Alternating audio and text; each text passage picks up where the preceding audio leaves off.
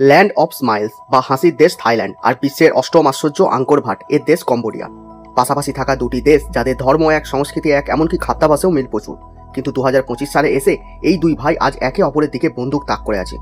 সম্প্রতি থাইল্যান্ড এবং কম্বোডিয়ার সীমান্তে যে উত্তেজনা দেখা দিয়েছে তা কেবল একটি সাধারণ বর্ডার সমস্যা নয়, এর পেছনে রয়েছে বিলিয়ন ডলারের তেল ও গ্যাসের খনি, একটি বিতর্কিত দ্বীপ কোহকুত এবং অবশ্যই পদ্মার আড়ালে থাকা এক বিদেশি শক্তির খেলা।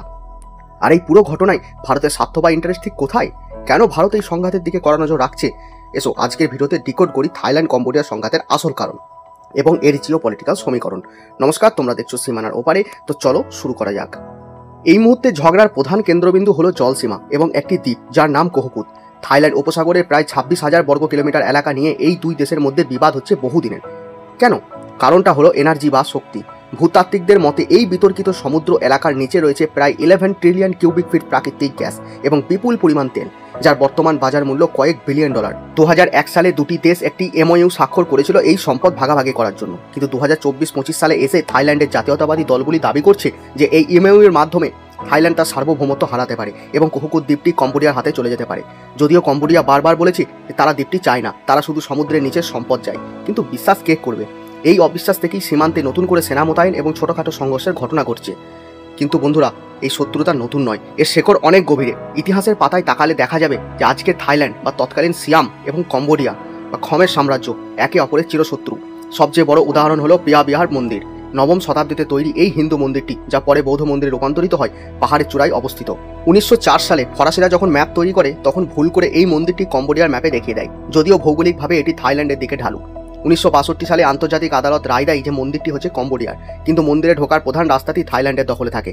এই নিয়ে 2008 থেকে 2011 সাল পর্যন্ত দুই দেশের মধ্যে রক্তক্ষয়ী যুদ্ধও হয়েছে।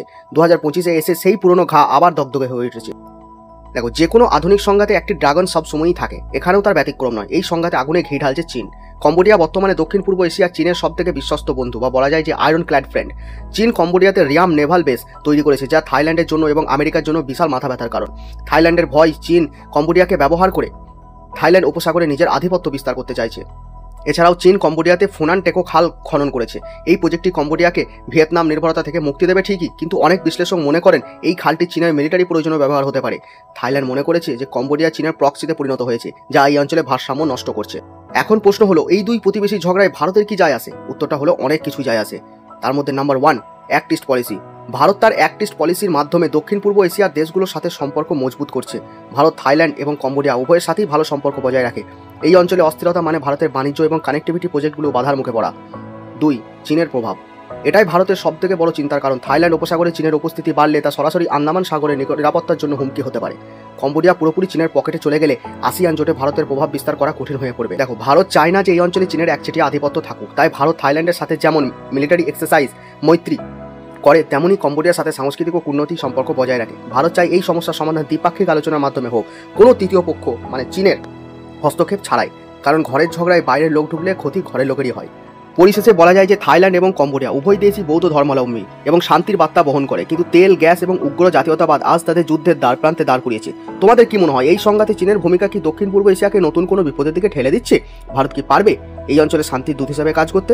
তোমাদের মতামত নিচে কমেন্টে অবশ্যই জানাও। ভিডিওটি ভালো লাগলে লাইক করো এবং বন্ধুদের সাথে শেয়ার করো। জিওপলিটিক্সের এমন আরও ভিডিও পেতে সাবস্ক্রাইব করো সীমানার ওপারে। তো দেখা হচ্ছে পরের ভিডিওতে। জয় হিন্দ।